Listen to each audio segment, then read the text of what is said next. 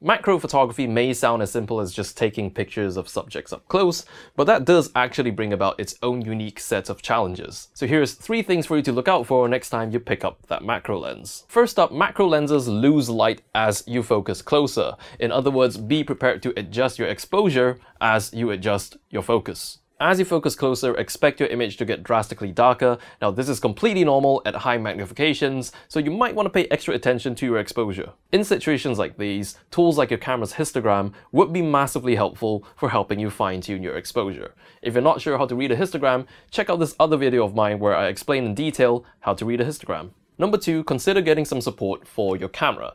Even if you have very steady hands, it's still really difficult to hold still at high magnifications.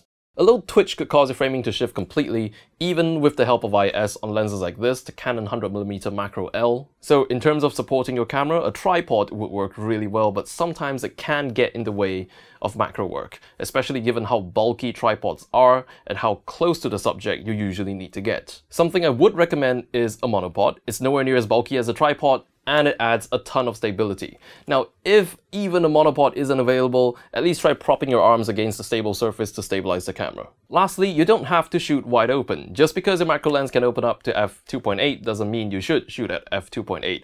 Especially for macro photography. The reason being, at high magnifications and close focus, the depth of field becomes insanely shallow. We're talking millimeters to fractions of a millimeter.